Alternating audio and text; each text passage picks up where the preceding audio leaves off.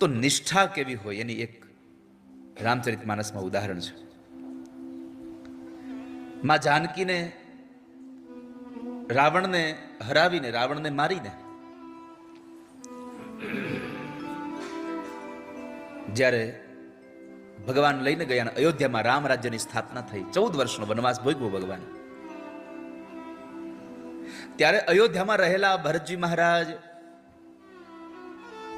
શત્રુઘ્ન મહારાજ, માં જાનકી, આ બધાને થયું હવે આપણે પ્રભુ રામની સેવા કરવી છે. કારણ આ 14 વર્ષ તો ઓલા હનુમાને એકલે જ સેવા કરી. કાંઈક એવું એટલે હનુમાનને, કાંઈક એવું એટલે હનુમાનને. અને તમે જેના સેવક બનો ને એના સેવકમાં હનુમાન જેવું રાખજો. કાંઈ પણ કામ ચીંધે નીકળી જ પડવાનું, કૂદી પડવાનું. ઘણા ઘણા એવો આ ઓલાને કયો ને એ મન નહીં, એ અમારાથી નહીં થાય. સેવક બનવું તો હનુમાન જેવું. રામજી કોઈ પણ કામ ચીંધે નીકળી પડે. કોઈને ચીંધે ની પેલા હનુમાનજી આવી જાય, મને લાવો હું દઉં. તો બધા લોકોએ નક્કી કર્યું કે 14 વર્ષ સુધી આપણા હાથમાં કાંઈ સેવા આવી નથી, માત્ર ને માત્ર પેલા હનુમાને સેવા કરી છે, આપણે બધાને સેવા કરવી છે. શું કરવું?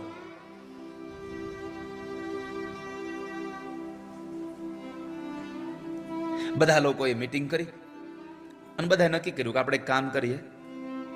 બધા લોકો આપણે એક એક સેવા સ્વીકારતા જઈએ. આખી યાદી બનાવી, સેવા લખે સામે નામ લખે, સેવા લખે સામે નામ લખે.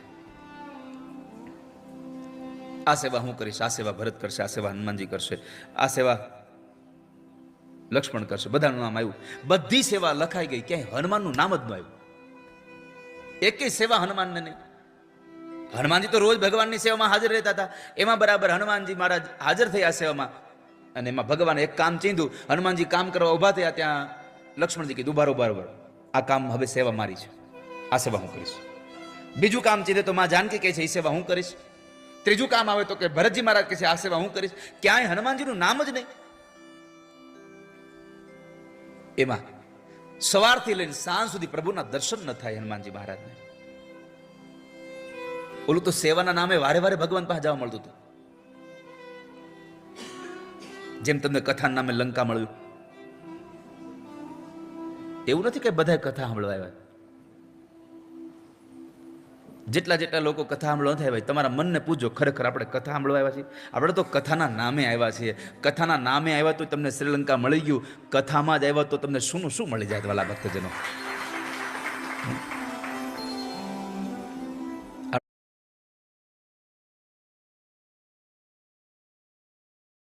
આપણે તો વિચાર્યું નહોતું કે આટલો જૂનો આપણને અમે પહેલી વખત આવ્યા ત્યારે ગુરુજી નથી ગયા. આપણે કાલે જે ટ્રેન જોવા ગયા ને એ આજ જ આ વખતે જ જોઈ. મેં પહેલી વખત આપણે ગયા જ નથી દર્શનની ટ્રેન જોવા, તો તું આ વખતે ન ગયો. હવે તારે હાટું ત્રીજી વાર આવવું પડશે.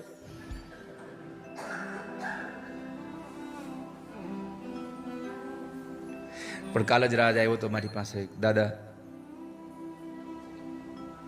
આવતા વર્ષની કથા આપો કે. મેં કીધું પેલા એ કે લઈ ક્યાં જવા છે? તો એ 2 જગ્યા લઈને આવ્યો તો મારી પાસે કે કાં કે દુબઈ લઈ જવા છે ને કાં સિંગાપુર લઈ જવા છે કે. મેં કીધું દુબઈ તો અમે જઈ આવ્યા છીએ,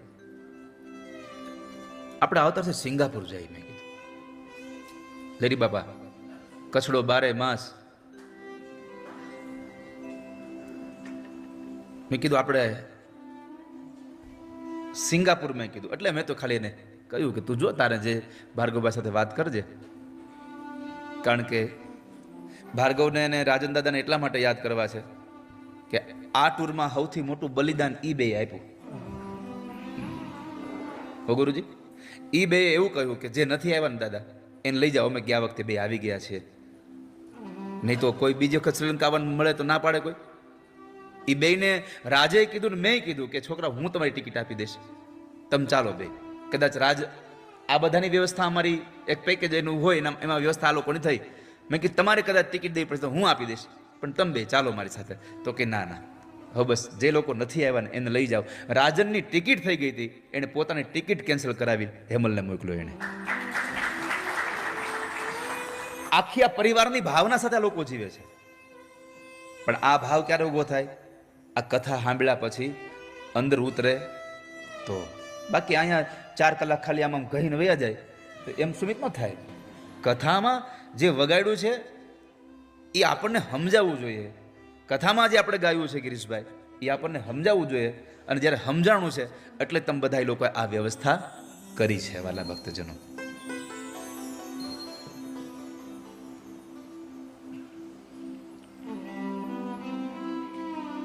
તો હનુમાનજીને સેવાના નામે પણ ભગવાન સુધી જવા મળતું હતું, પ્રભુ સાથે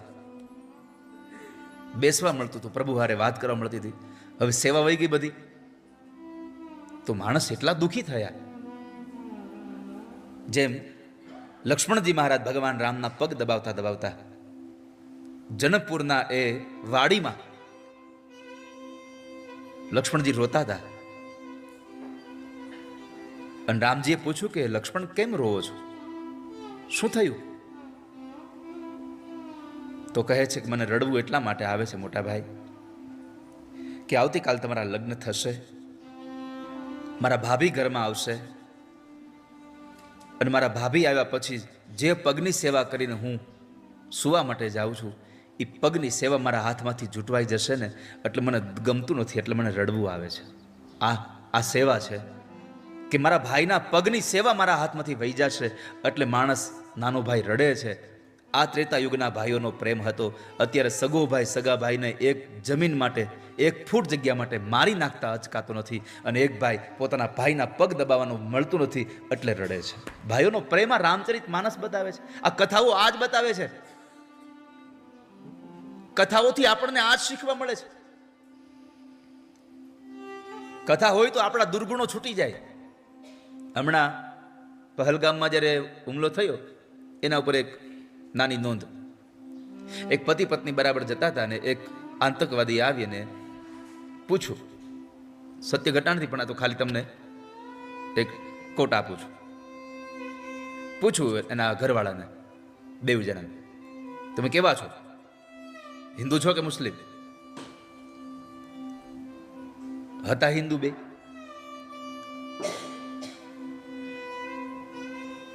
છતાં કહી દીધું કે અમે મુસલમાન છીએ. જીવ તો બધાને વાલો હોય. પેલા આતંકવાદીએ કહ્યું કે તમે મુસલમાન છો, કલમા પઢો. આણે ગાયત્રી મંત્ર ગાયો. એની પત્ની ધ્રુજે બાજુમાં કે ઓલો કલમા કહે છે ને આ ગાયત્રી મંત્ર ગાય છે. ગાયત્રી મંત્ર ગાયો, સાંભળ્યો. ઓલા કીધું જવા દો, તો સાંભળજો.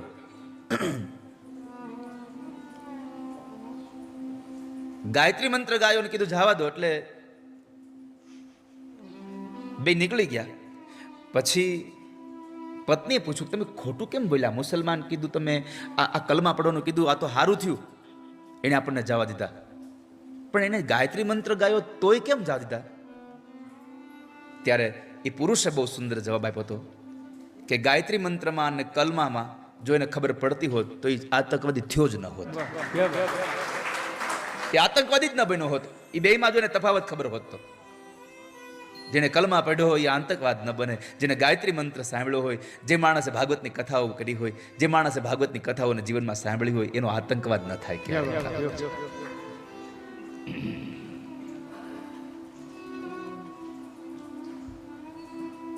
તો સેવા માટે રડે છે કે મને મારા મોટા ભાઈની સેવા નહીં મળે. હનુમાનજી મહારાજ બાર ઉભા ઉભા રાત્રે રોજ રડે છે.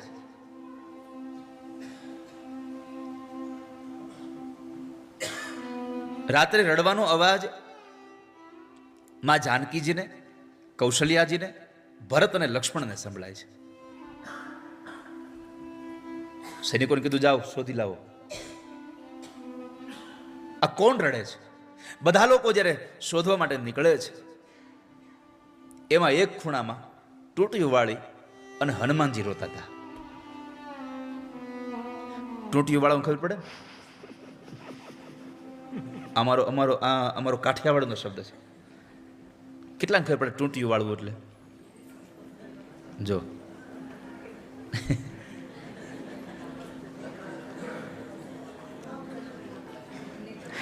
ગોઠણ નાકે અડાડીને હુઈ જવું ને ટૂંટિયું વાળી કહેવાય.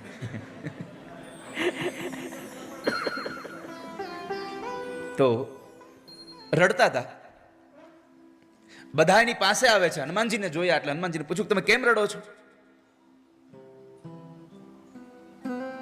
હનુમાનજીએ કહ્યું સાચું કહું, હું અયોધ્યાના રાજ કરતા હું જંગલમાં વનમાં સુખી હતો.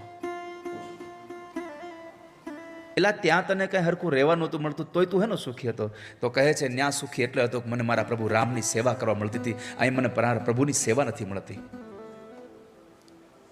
ત્યાં મારો બધો સમય ભગવાન રામની સેવામાં પસાર થતો હતો, અહીંયા મને કોઈ સેવા નથી કરવા દેતું. એક પણ સેવાનું કામ મન નથી સોંપવામાં આવ્યું. સવારથી સાંજ સુધી મને મારા પ્રભુના દર્શન નથી થતા, મને મારા પ્રભુનો વિરહ રોડાવે છે. સમંજ સત્વા વિરહય કાંક્ષે. જે માણસને વિરહ ભક્તિ થાય ને એને પ્રભુની કિંમત અને પ્રભુને એની કિંમત થાય. તમે દુનિયા માટે રડો એના કરતા ક્યારેક પરમાત્મા માટે રડી જુઓ, પછી તમારું રડવાનું સાર્થક થઈ જશે. ક્યારેક પ્રભુ માટે રડી જુઓ. મને ક્યાંય સેવા નથી. ભરતજી યાદી બતાવી જો ભાઈ, 14 વર્ષથી તું સેવા કરતો તો હવે અમારા બધાને વારો, તારું નામ જ નથી ક્યાંય. 14 વર્ષ સુધી અમારા હાથમાં કોઈ સેવા નહોતી, એટલે હવે તારો હમણાં સેવા નહીં, હવે અમે સેવા કરીશું હમણાં. એટલે અમોને બધાને સેવા આપી છે. બધી સેવા હનુમાનજીએ જોઈ. પછી હનુમાનજી કીધું કે આમાં એક સેવા બાકી રહી છે. જે મહાભારતમાં યુધિષ્ઠિર મહારાજને ભગવાન કૃષ્ણે કહ્યું કે એક આદિ સેવા મને આપો યજ્ઞમાં. યુધિષ્ઠિર મહારાજે કહ્યું બધા કામ બધાને સોંપાઈ ગયા છે, અરે પણ કાંઈક મને તો સેવા આપો આટલા મોટા યજ્ઞમાં. યુધિષ્ઠિર કહે છે પણ બધાય સોંપાઈ ગયા, તમને શું આપીએ, કાંઈક તો મોકો આપો. એટલે યુધિષ્ઠિરે કીધું બધા કામ તો સોંપાઈ ગયા છે, એટલે આપણે કહી દઈએ કે જે બાકી કામ હોય એ તમે લઈ લો, હાલો બધા કામ તો સોંપાઈ ગયા છે. ત્યારે ભગવાને કીધું કાંઈ વાંધો નહીં, એક કામ બાકી રહ્યું. શું? જે પેલા લોકો જમી લે એની પતરાવાળી ઉઠાવવાનું બાકી, એ સેવા હું કરીશ હવે. તો અહીંયા હનુમાનજી મહારાજે કીધું કે એક સેવા બાકી છે. કઈ સેવા? તો કહે છે મને ખબર છે કે જ્યારે પ્રભુ રામને ઊંઘ આવે ત્યારે એને બગાસું આવે છે, અને એ બગાસું આવે ને ત્યારે પ્રભુ ચપટી વગાડે છે. આમ એ ચપટી વગાડીને સેવા હું મને આપી દો, એ ચપટી હું વગાડીશ. કીધું કાંઈ વાંધો નહીં, એ સેવા તારી. લક્ષ્મણજી અને માં જાનકી ભગવાનની સેવા કરે પગની, રાત્રે સુવા ગયા પ્રભુ. એટલે થોડી વાર થઈ, સેવા પૂરી થઈ એટલે લક્ષ્મણજી કીધું કે હનુમાન હવે હાલો બહાર. અરે હવે બહાર કેમ જાઉં, પ્રભુને કઈ બગાસવા મને કેમ ખબર પડી ગઈ? અરે પણ આ ગ્રહસ્થાશ્રમ જીવન છે, આપણે અહીંયા ન રહેવાય, હવે નીકળી જવું પડે. લક્ષ્મણજી મહારાજે કહ્યું કે હવે આપણે નીકળી જઈએ. હનુમાનજી કીધું કે મને ખબર કેમ પડશે પ્રભુને બગાસું ક્યારે આવ્યું, મારે ક્યારે ચપટી વગાડવી? અને સેવા સ્વીકારાઈ ગઈ છે એટલે હવે એમાં પાછું વળાય નહીં. ગઈકાલે મેં તમને બુદ્ધિના 2 લક્ષણ કીધા હતા કે એક મીમાંસા કરીને જે કાર્યને જાણી લીધું છે અને એમાં સંદિગ્ધ એટલે કે શંકા ઉદ્ભવ થાય, એ કાર્યને છોડી દે, એ પ્રથમ બુદ્ધિ છે. અને એકવાર કાર્યને પકડ્યા પછી કાર્ય પૂરું ન થાય ત્યાં સુધી છોડે નહીં, એ બીજી બુદ્ધિનું લક્ષણ છે, બુદ્ધિનું બીજું લક્ષણ છે. તો અહીંયા હનુમાનજી મહારાજે સેવા સ્વીકાર લીધી છે. આ હનુમાનજીની જે સેવા છે, તો મારે પાછું કેમ પડવું આમાં?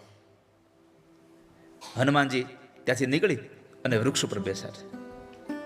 રામ રામ કરતા કરતા ભગવાનના નામનો જપ કરે છે. અને જેણે જેણે પરમાત્માના નામનો જપ કર્યો છે ને એનું મંગળ થયા વગર રહ્યું નથી આ સંસારમાં. ચાહે તમે અત્યારે ભજો, ચાહે તમે ગમે ત્યારે ભજો. આજ સવારમાં જ એક પ્રસંગ સરસ ગુરુજી આપણે સાંભળ્યો. રામનું નામ લે, આખી જિંદગી નામ ન લીધું પણ અંત સમયે ભગવાનનું નામ લે તો ઈ તરી જાય.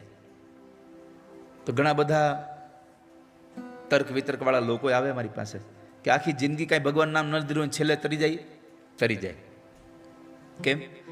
તો કે છોકરો આખું વર્ષ કાંઈ ભણવામાં ધ્યાન ન દે, પણ પરીક્ષા દેવા બેસે અને એ પરીક્ષામાં બાજુવાળામાંથી ચોરી કરીને લખી લે, કોપી મારી દે, તો એ પાસ થાય કે ન થાય? થઈ જાય ને. એમ તમે આખી જિંદગી કાંઈ ન કર્યું પણ છેલ્લે કોઈક રામ નામ લેતો હોય તમે લઈ લ્યો, તમે પાસ થઈ જશો વાલા ભક્તજનો. નામ લિયા ઉન સબ લિયા સભી શાસ્ત્ર કા ભેદ, બિના નામ નરકે ગયા પઢ પઢ ચારો વેદ. જેને નામ લીધું છે એનો ઉદ્ધાર થયો છે.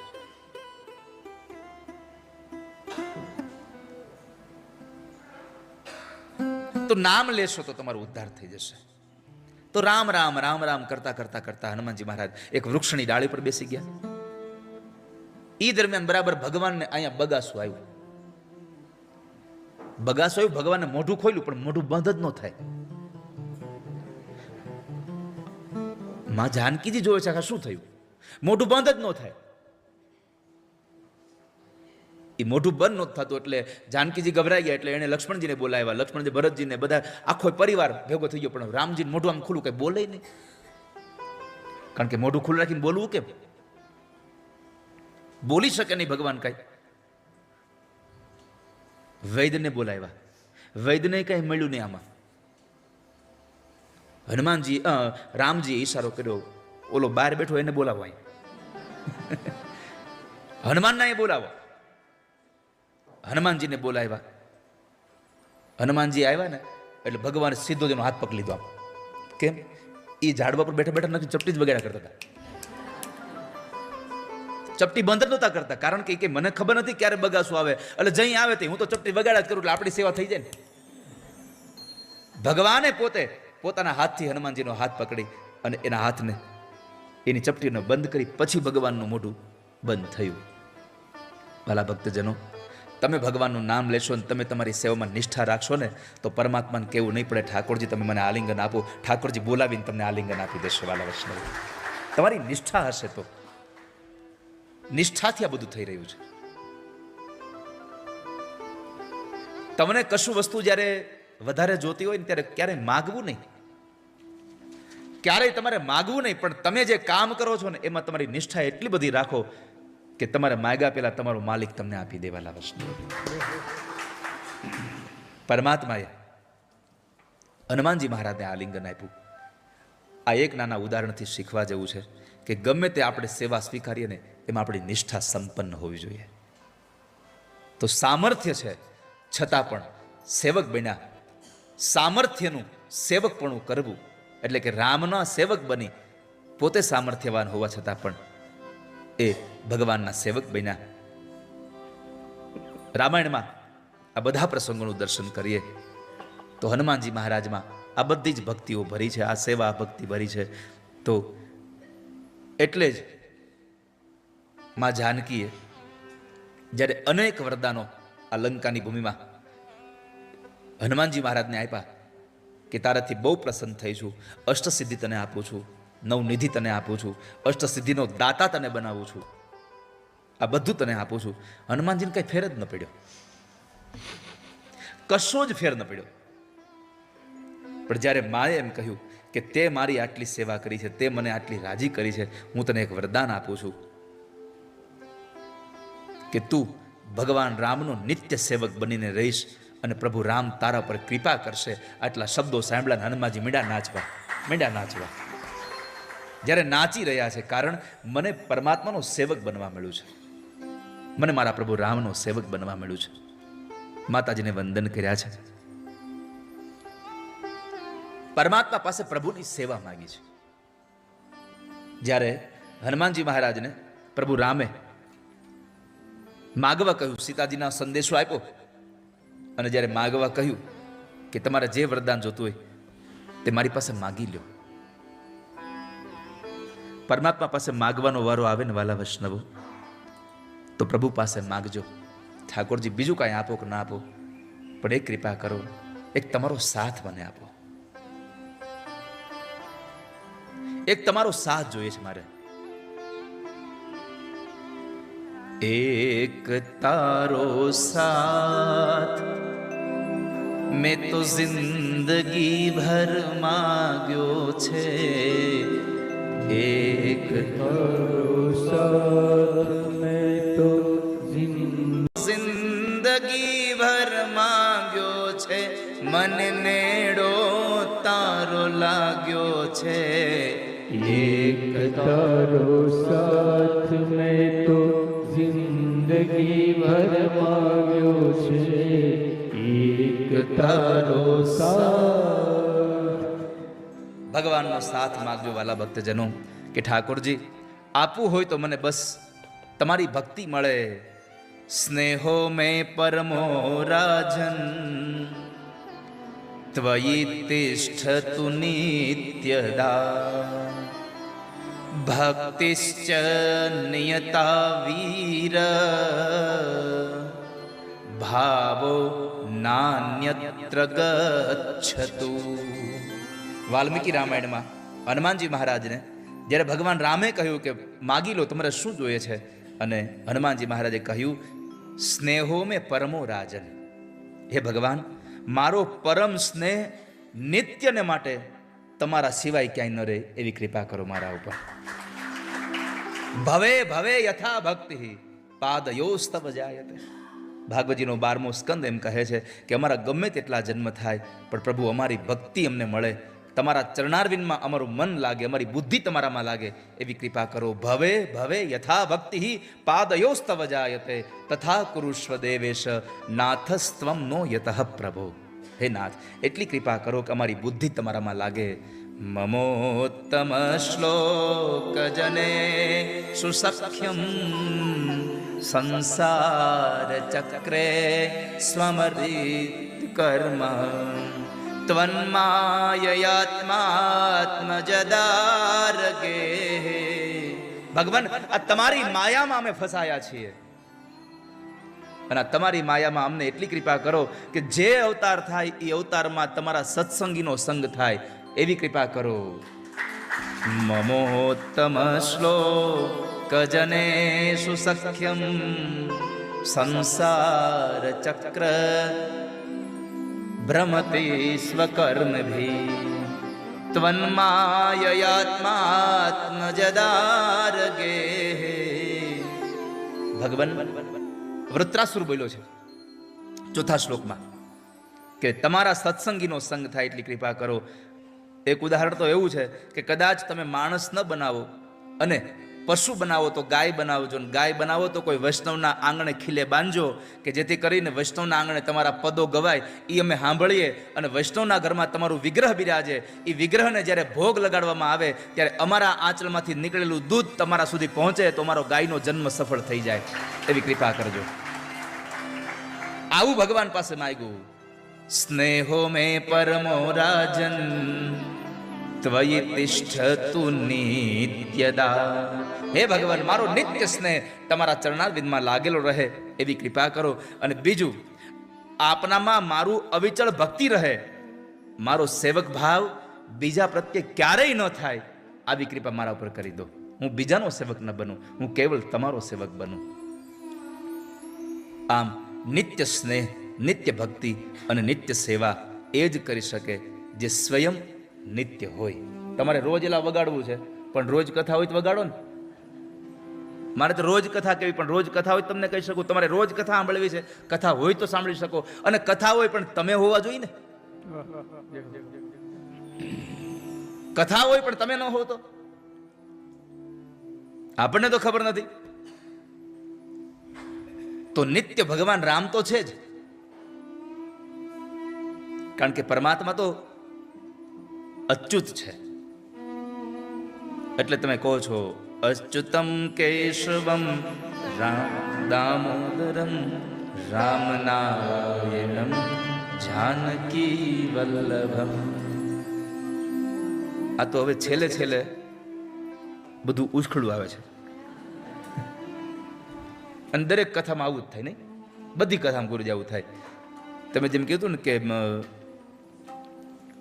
કઈ બધું તો તમને દઈ ન દેવાય, એમ હવે બધું ઉપડી